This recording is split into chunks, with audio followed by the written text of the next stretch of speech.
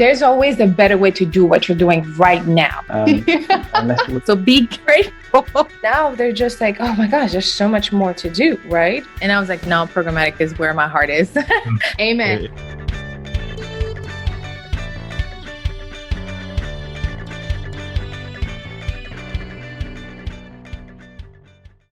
Welcome to a special episode of the Programmatic Digest podcast. I'm your host, Ellen Parker, and we have two amazing genius, thebomb.com ladies on the podcast from Adapex. We have Lindsey and Debra. Welcome to the podcast, ladies. How are you? Great. Thank you, Ellen, and thank you for having us. We're super excited to be here. Yeah, thank you so much. I'm also super excited to have y'all because we're going to talk about identity landscape, the challenges that we're facing in the industry, specifically with the focus on publishers, right? What are available solution?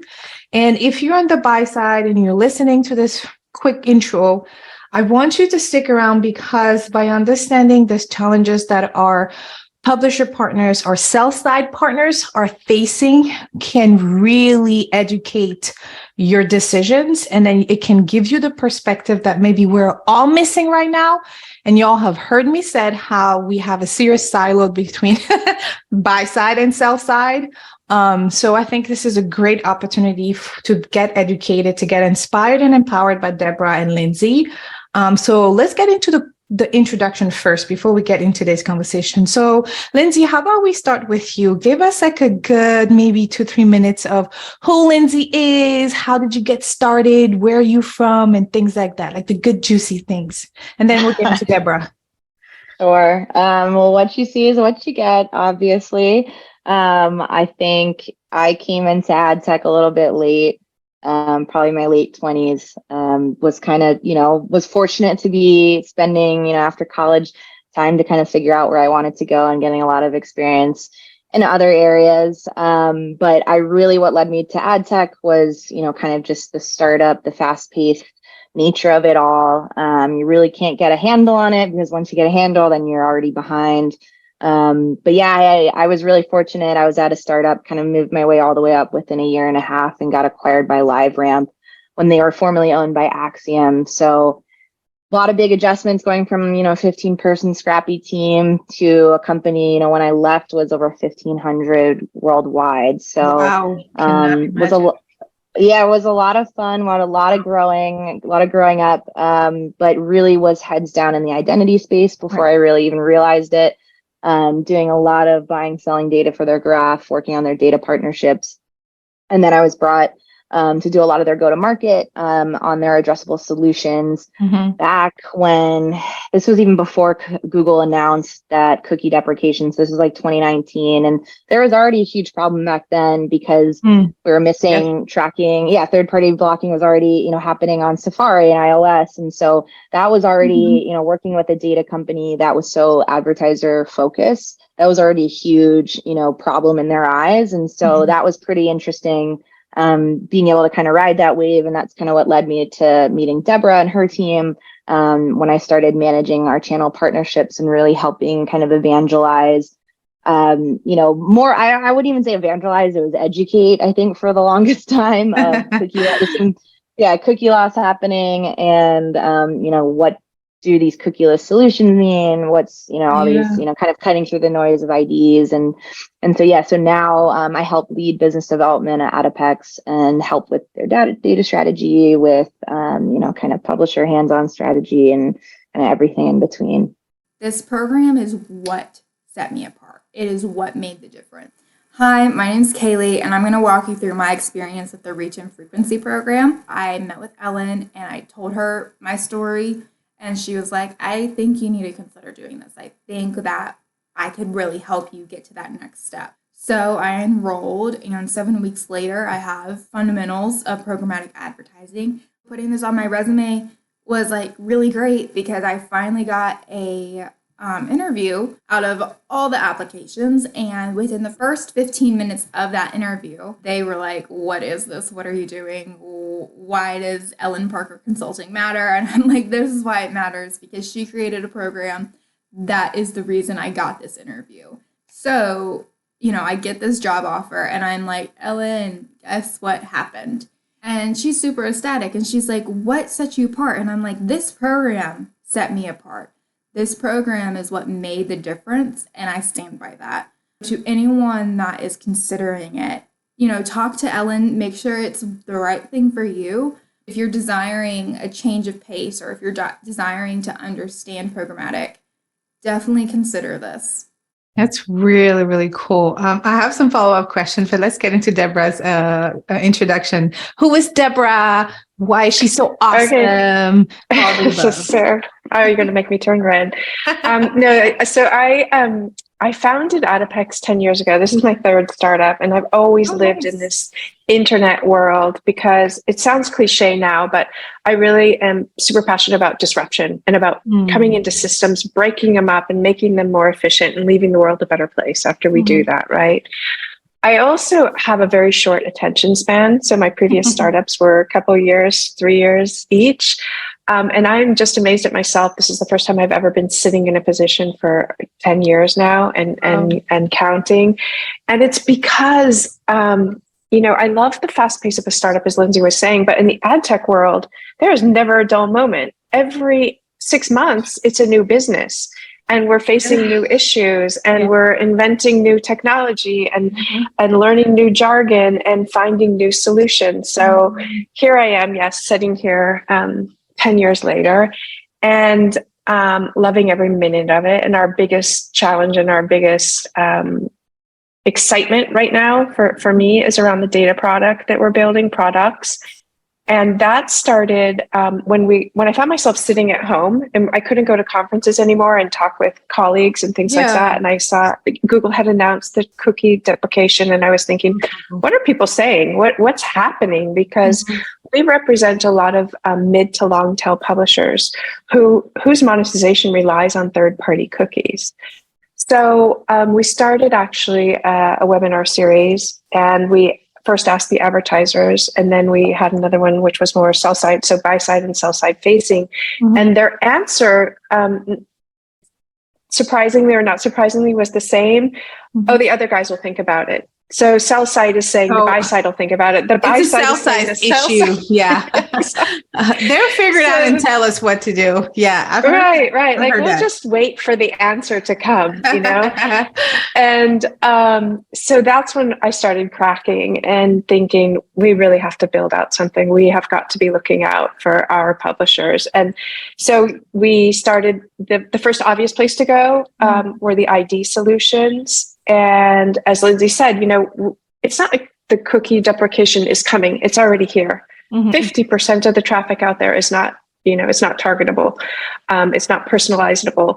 So anyway, we leaned into LiveRamp, and I started working with Lindsey, and we started working in partnership. Okay, we're connected, but what are we sending? What are you receiving? How can we optimize? And just began forming a partnership, and loved Lindsey. And I'm thrilled that we were able to convince her to come over to our team and be a big part of building out this new product offering for publishers and advertisers alike, because there is an advertiser facing piece of it as well. That's really dope. So I have two questions, and I'm going to let one of you answer either. So the first question is, I like to ask every guest on the podcast how they will explain something to a 5-year-old. And so what would be your definition of Adapex mission to a 5-year-old? Like, what is Adapex doing for their client base to a 5-year-old? And then the second question would be like, what are the data products that you're referring to, maybe in relevance of the ID solution to a 5-year-old? So which one wants to take the first one? I'll take the first one. Lindsey, you take the second one. Okay, you take the Adapex to a 5-year-old. And I'll take the easy one. So our mission is to make publishers more money, right? We partner with our publishers, and we look at all of their sites as if they were our own. And we have built out technology, continuously innovating over the past 10 years to do just that. So we just monetize. We make more money for publishers through our technology and through our services. Did a 5-year-old understand that? I don't know if the 5-year-old would understand a publisher.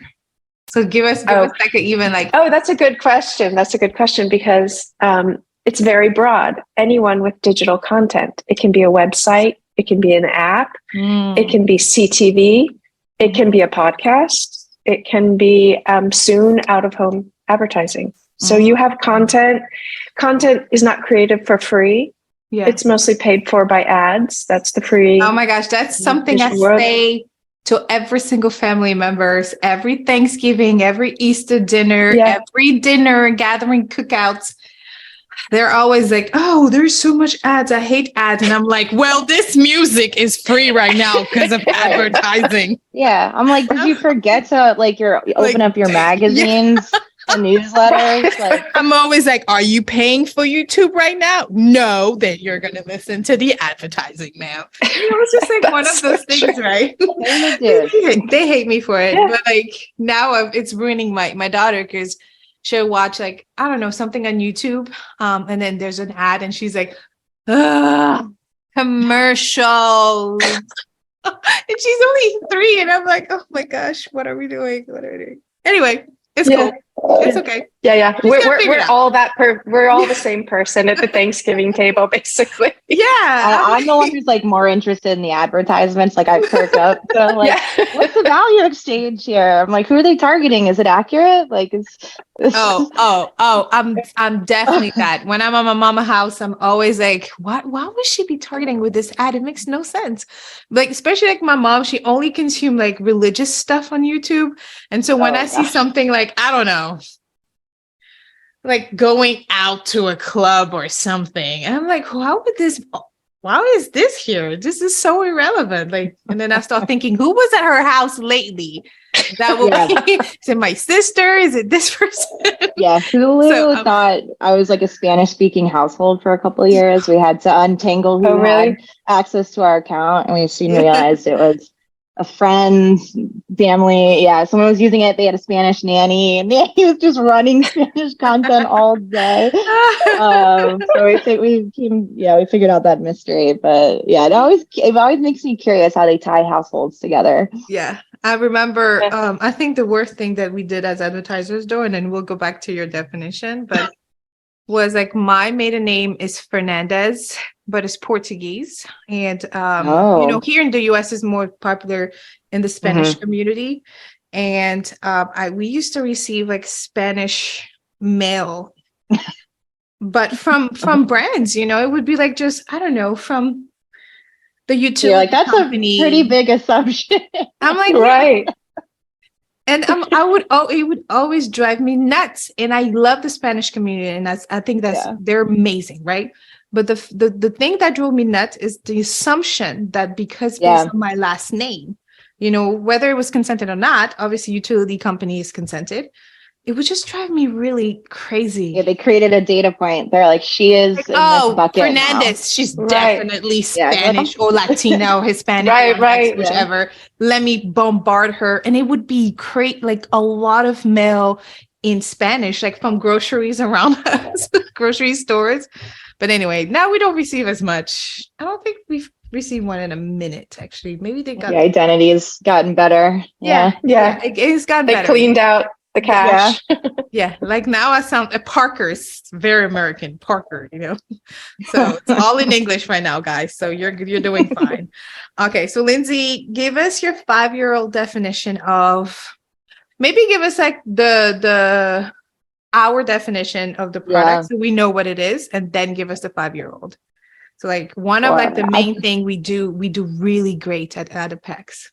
Yeah, I think our bread and butter is for sure our managed ad ops services. And that's definitely evolved with the landscape. And, one of the biggest things that I noticed when I was at LiveRamp, working with the channel partners and, the companies that, kind of work downstream of these guys was it's fragmented, the ad stack, it's complicated, trying to understand demand sources, things like that. And so I think the one thing, just knowing Adapex and just knowing the other companies and they're under the hood and everything like that, is Adapex does a great job at rolling it all up into like a singular, like wrapper, technology, something that you can put on page. You don't have to, add another, hub or, module, et cetera, et cetera. And so that's really helpful for the publishers because, and especially as we look forward where the landscape's only going to be more consolidated, the economy's down,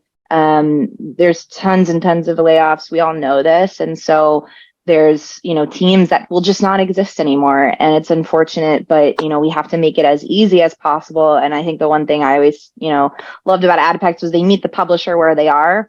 And it's like, yeah, of course you wish you could scale things, you can make something that's scalable across 1,000 different publishers, but I don't think a publisher will ever fit, some may fit in a box, but it's all going to be, kind of a white glove. It's all going to have to be a white glove service because everybody has a different audience, different content, different leadership. And so there's a lot of variables. Putting that into like a 5-year-old definition, yeah, I would just say, the way I always describe stuff is like, we just are trying to keep the plumbing. I always compare stuff to plumbing within the ad stack. And I'm just like, we're just trying to keep the pipes connected between the advertisers who want to reach their, buyers. And we want to make sure the websites and the mobile apps, can be able to, allow all that spend happening. So, we're able to provide the technology, that the invisible technology that sits on page that does all of the magic. I don't even know if I want to put it in a 5-year-old because definition because then it just makes us sound like a black box. But I would say like the Adapex advantage is definitely it's the flexibility too and being able to interoperate. I think that's a good segue into today's conversation about the identity landscape, some of the challenges you're facing on the publisher side, on the sell side. And I think what I really want us to maybe start the conversation with is, what is identity from a publisher perspective? And the reason why I'm asking that is because to us on the buy side is the way that we are able to maybe track and measure the audience that we're targeting, right? So we are buying those ideas based on how it was packaged for us, maybe based on our advertiser ideal customer. The biggest challenge I know, and I'll let you answer this, but the biggest challenge we're facing on the buy side is like, who the hell to work with? Okay.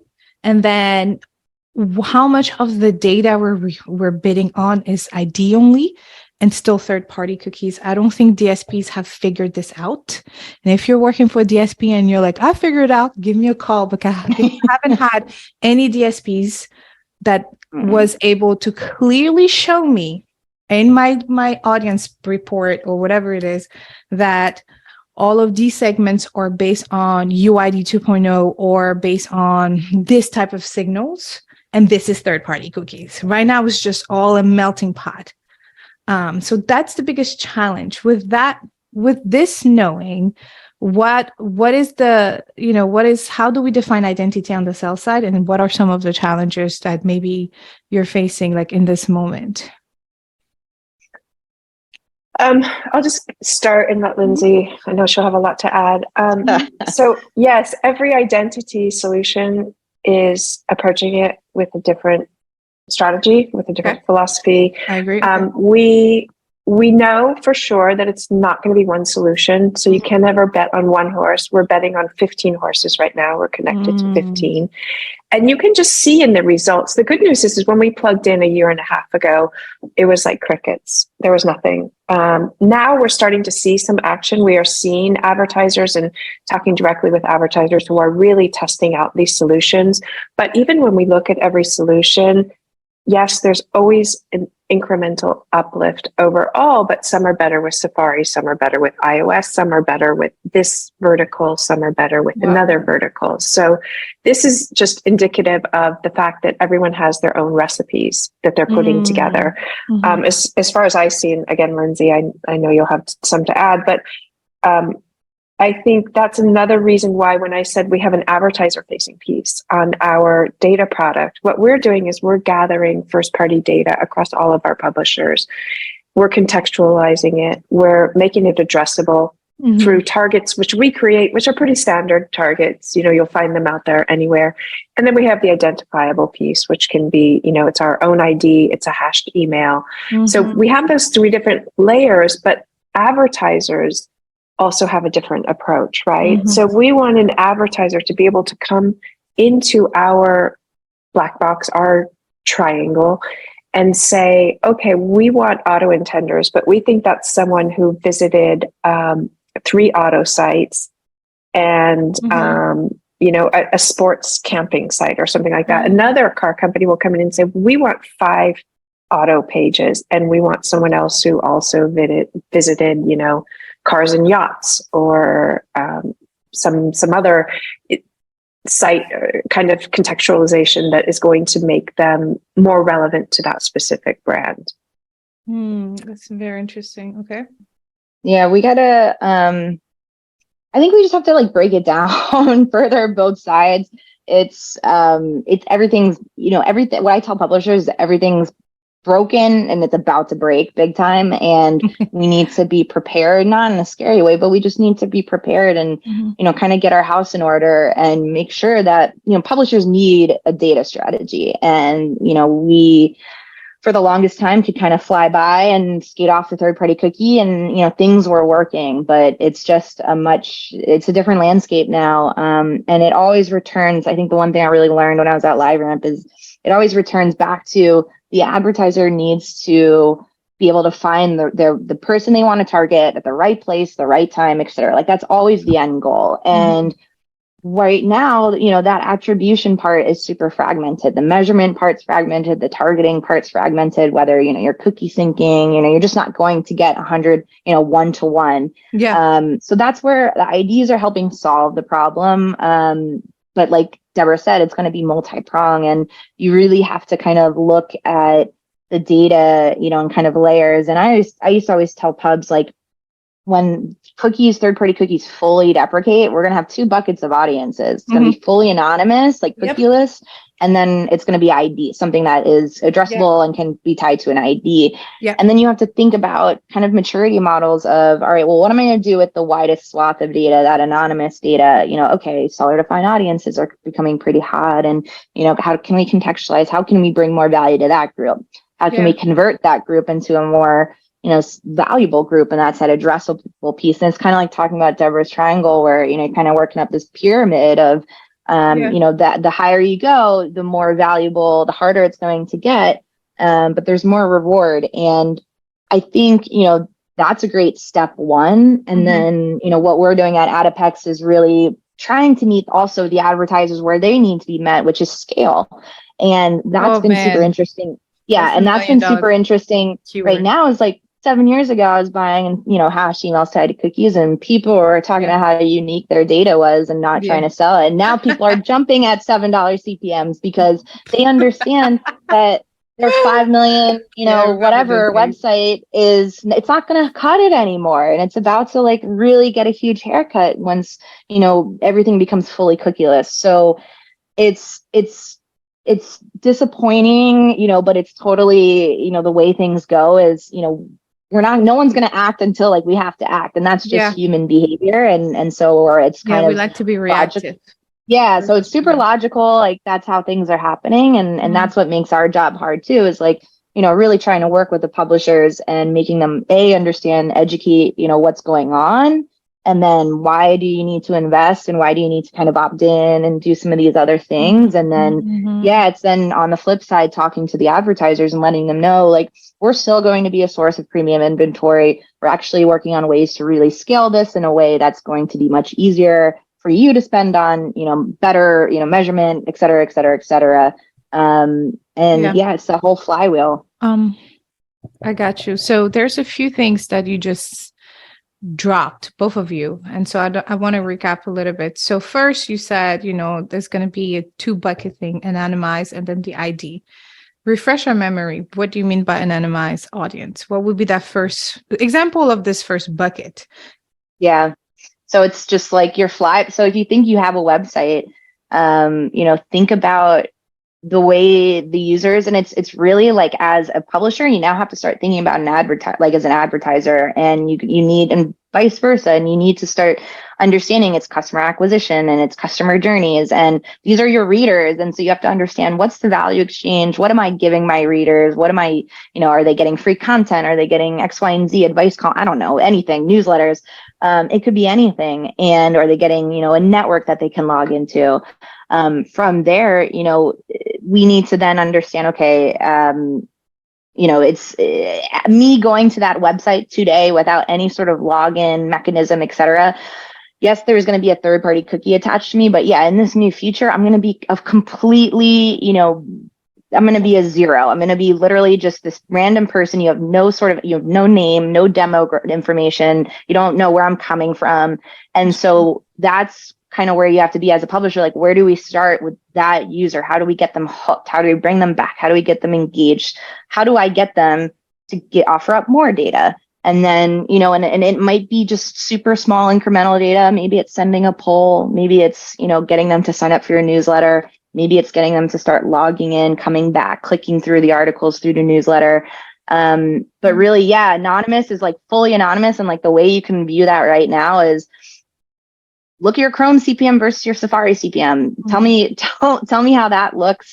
And that's fully because the user from Safari right now, there's no information on them in the bid stream. And so why would a huge premium advertiser throw a bunch of money at them and spend a high CPM when there's no real answer on what that return is going to be? And so when there's an ID, obviously there's more information in the bid stream. There's more information for the advertiser to make that decision, multiple advertisers to make decisions and say, hey, I'm going to put a lot of money here because there's definitely a good chance that this user is going to come back and give me what I want, et cetera.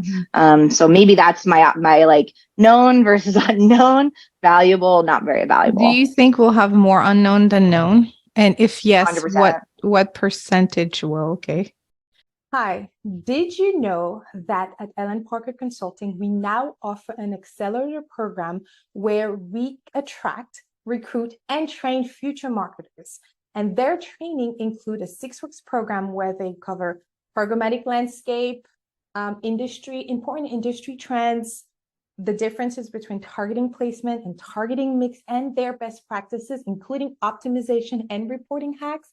And they're able to set up, manage, and monitor a demo campaign in the trade desk, everything including audience selection, inventory optimization, SPO, creative upload, brand safety, you name it. They're able to do it at the end of the 6 weeks program. So if you are part of the 90% of employers struggling to find a skilled candidate today and not willing to spend $14,900 on a bad hire, according to Zippia, give us a call. Let's discuss which one of our 5 to 10 juniors available every month is the perfect fit for your team. Clients who have hired our juniors have shared that we were able to help them save 1 to 2 months onboarding with those juniors. Give us a call right now and let's discuss the solution with you. What percentage between? Like heavy. It's going to be heavy. I think it's going to be well over 50%. Deborah, we already are seeing, Safari, iOS, Edge, we've already lost 50% of the targetable audience out there. Chrome is the last axe to fall. So whoever's not on an ID solution and whoever's not collecting their own first-party data is only going to be serving anonymized users. It's turn on an ad block, and this is how I tell people at the Thanksgiving dinner table, turn on an ad block, not an ad filter, but an actual ad block, and see what kind of ads you get. It's the worst. It's terrible. You'll get lumberjack ads. Like who gets these ads? Who buys lumberjack online? Exactly. Like, big trucks. Yeah. Bottom of the barrel. Yeah, it's bottom of the barrel. And then it's like you have to kind of tell the publisher, like, do you want that as your your user experience? Like, I don't want to be clicking around this website. It's like toe fungus ads and stuff. And telling all my business out here. But I mean, the one thing I will say is like, I used to tell publishers at LiveRamp, because it's daunting to be like, oh, hey, you got to start doing this like data strategy that you might not know, like what even the end value is. And we promise like you're going to get higher CPMs. And so the one thing I used to always say is like, we're not saying you have to have a hard registration wall and be a Facebook and have Yeah. like completely lock down your content and say, nope, can't come in unless you log in and give us that data. There's so many ways to just get started. Newsletter, easiest way to get started if you're a content site. And yeah, it does require a little bit more bandwidth and effort on the publisher side, but that's what's going to keep the lights on in the future. And that's your currency. And that's, being able to have that data. And it's not, you start from 1% to 2% to, getting up to 10 to 15% of addressable data is huge. If you can get up to keep your goalposts at like 30, 35%, that's amazing. And that's a really huge game changer. And so I think sometimes publishers get super overwhelmed hearing about all of this when they just need to understand it's just incremental over time, like get started. Yeah, today. definitely. Mm-hmm. That's good. Is that what you mean by data strategy? Because on the buy side, data strategy is totally different. So is that what you mean by for the publisher working on data strategy is just helping them grow that first party data? Yeah, like how are you collecting? What where would you start? And sometimes it's finessing one that they might have. I've seen a lot of companies right now. It's interesting is they're getting pretty frustrated and, some of they're losing, value. And so then now they're starting to turn, our subscriptions are now no ads only, or, now they have to pay. And I'm like, you're shooting yourself in the foot. You just have to kind of be a little bit more flexible and experiment a lot more instead of, just turning ads off because you're tracking the users and things like that. Okay, that makes sense. So last question before we go into our closing segment. So how many $1 million question, how many type of ID solution partners are there servicing maybe publisher side? Like LiveRamp, I know we can use on the buy side, now on the sell side. Like if you have to categorize it, what would it be? I know it's UID 2.0 or is it 3.0 at this point? I can't remember. 2.0 still, but I would say there's like 20 plus. And I think what hubs need to know, and I guess buy side for sure needs to know is like, is it truly cookieless? Is it tied to an ID? And sometimes ID solutions, like you think it's an ID solution, but it's kind of like fingerprinting and it's kind of taking a lot of the, data signals that they're not going to be able to get. Come when the third party cookie does fully deprecate. So some IDs work off softer signals. Some are like the ramp ID is very like hard, it's like very like yes, no, like do you have an email, and some of them work off of some other signals that they're able to pull. Every ID has a different demand source too. And that's super important is like who's buying off of these IDs. And that's where you should go. So if you have to summarize it into categories, what would it be though? So you said email based, and then which will be UID, right? UID is email based. I would say deterministic, and then LiveRamp is it email ID? Deterministic, yeah. Deterministic, okay. So deterministic or probabilistic. Yeah. So deterministic, how to identify that user. There's an identity graph associated with that person. And then probabilistic is kind of like, well, we don't know who this person is, but we know that people who do these websites and, with this click through on these ads, probably they fit into this category. Those are the broad strokes. But how is probabilistic cookieless? Or is it not cookieless? How will it become cookieless? Yeah, and that's an answer that some of these guys. Okay, we haven't figured that stuff out. It hasn't shut down completely. So that was one of the.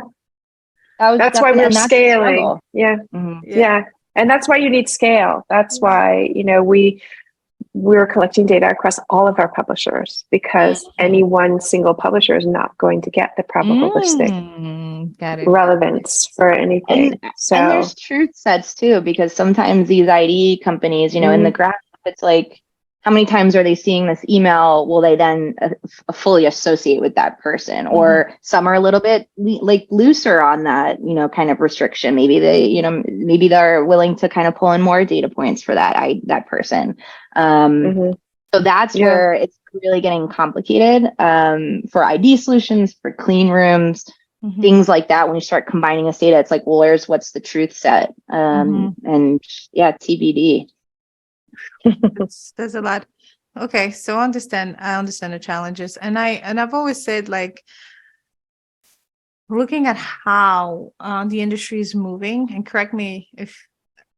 let me know if you agree or not on my projection, but looking at how this industry is moving, we are moving away from big data, sexy, low CPMs and stuff. And advertisers are more willing to spend where measurement will give them the answers that they will, I would say. And so I think we're definitely going to see less on like something like the open marketplace. I don't think it'll disappear ever. I don't think it will. But there's going to be a big shift into those one-on-one deals, direct with publishers, direct with publishers, network apps, people like Adapex, outside of like even reaching through a SSP. I mean, the traders are doing it with what, OpenPath? I think it's called OpenPath now. Yeah. Mhm. So because Programmatic has open wrap, I think. So traders. Yeah, Yes, you're right. You've got Can y'all figure it out? Like, is there nothing else you could have figured? Anyway, so OpenPath from the traders. I think things like this are going to become more popular.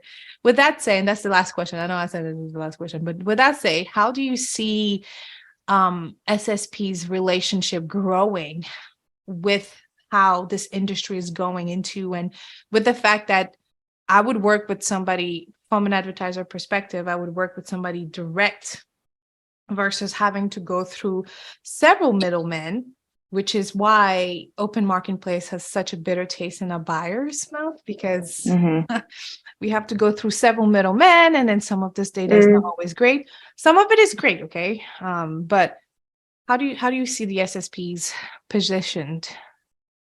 I don't think it'll disappear. I'm not, No. listeners, y'all chill. Don't tweet me or send me. No. Yeah. They're not going to disappear. I think they're going to progress and grow. But how do y'all that works with them maybe on a one-on-one basis or more often than we would? How do you see it progressing? I think you said it perfectly. There are going to be those that are going to progress and grow, and there are going to be those that are going to die. It's a very, very crowded marketplace with people doing a lot of the same thing. So the more they get smart about their data strategy, about working with their advertisers to show their value in the value chain and building strong relationships with publishers, they're going to thrive. The others are not everyone's going to survive. Yeah. What would you say, Lindsey? Will survive. That sounds like a gladiator. Adapt or die. Yeah, adapt or die. Yeah. It's like not trying to be dramatic, but it is what it is. It's I totally agree with that as well. I think same with publishers, same with we're going to see a lot of consolidation, merging. If you don't adapt, you're out of the kind of ecosystem. I think the biggest thing, publishers just need to make it as easy as possible for advertisers to spend on their property. And so that means like get your house in order, get your, make it as easy as possible. Make sure you have pre-bid, make sure you have the right things on your page. That doesn't mean adding everything to your stack, but like if your, bread and butter is your content, your engagement, your community, etc., like focus on that. Find, companies like Adapex to help with kind of, the heavy lifting and connecting the plumbing, and making that job easier. And the same thing with the SSPs, like they will find a way to, keep, create that uniqueness, that value exchange, as long as they can adapt and make it as easy as possible for the data to flow. And I think as long as it's as easy as possible, whoever that is, wherever that is, that will always, remain king. We're always gonna hear about these flashy new things. And it's interesting to hear about OpenPath and really kind of see, but it's TBD. I'm looking forward to hearing more about like how the successes and trials and learnings, because even now as a buy side, like I said, I do a lot of trainings, I do a lot of workshops for agencies and agency trading desk and things like that. And during the most popular questions is like, how many SSPs, how many data providers should we work with? And I started saying, like, if you're working for more than 10 or 5 to 10 would be a nice one. We don't need 30, 40, 50s. Like, I mean, back in the days when I started as a trader, it's only like 8 years ago, I think, we had like audiences of 60, 70 segments. Okay. Like that's how we used to do it. It was cool. Now we don't need to do it anymore. And some old school traders will still be like, oh, what? 5 only, like that makes me itch. But like you can't go back to that big data because there's no control at all. Again, I don't think there's any control. And for my friends on the SSP side, don't email me, because some people will email me after like, so I would like to correct this, and that's okay. Everybody's I love hearing those type of feedback. But I think it's really important that as a buyer, you understand who is your strong performer and your weaker performer for which industry or which KPIs. Because again, Magnets perform really well with OTT and CTV, but maybe it doesn't perform really well for like pharma specific. I don't know. It's an example, guys. It's an example. So that's what you want to remember. Maybe not add Magnite for pharma, but add them to all CTV and OTT or things like that. So that's what we hear Lindsey and Debra really clearly say. You got to do your due diligence to do some research and really look into those partners. And I think it's a good way to end the conversation, even though we have more questions. But before we part ways, if you had to recap what we just said, right, into like one bullet point, Lindsey, let's start with you. One bullet point. What do you want if the people are stopping the podcast right now, let's say for some reason, what is one thing you want them to do, or like what's that one actionable insight from the conversation we just had? And then Debra, you can share yours. Like instinct, like first would be like start a newsletter today. No, but I would say like you have one. But I think really it's like take a step back. If you're a publisher, take a step back, look at what you're doing today, and like what I think it's really creating that. Again, I keep talking about this customer journey, but it's starting to put that advertiser hat back on and try to understand what it's like, what would make an advertiser want to spend on your property, and then kind of that, and that's kind of how you can start really creating a holistic data strategy. I love the fact that you said going back to putting that focusing on the consumer journey, which we should have never lost. We did a terrible job. I think that we're making too much money. But that's why we're here. We got excited about the technology that was this and that. But anyway, Debra, give us your one bullet point. Well, I think it's the same for both the buy side and the sell side. It's test. There is no one size fits all. Yes, there are 25 or more ID solution providers, but just look at the top ones and test. You can't know. We don't have enough information on the market. And it's so specific to what is your product, who is your target audience, what content are they consuming, in which way. It's not there is no recipe box out there. We need to be making our own recipes right now. That's so good. And I attended the Programmatic IO, the Agate Exchangers conference in fall 2021, and that identity was it's still hot, but it was really hot because it was just second announcement of Google, because now we're on announcement 17. But the biggest thing was test your identity solution, because nobody has it figured out per se to the T. They're all testing internally. But if you don't start now, then when shit's about to pop, you're really going to regret not having at least a year data or 6 months of data, even 3 months of data to really help you identify those winning partners, identity partners. So it's nothing new. And to anyone listening or from the buy side perspectives, when we say test, is literally like allocate a certain amount of budget for this partner and this partner and test it, like do a true A/B test, right? And identify based on this A/B test, how can you complement both with, in support of your campaign's goal, or if one works better than the other one. But I don't think one will be the total solution right now, at least not right now. I don't think so. I think you're going to have to test 1 to 3 at least on the same campaign, and then make that decision. I don't think anybody has it figured out this well yet, but I think we've gone much better since 2021 at least.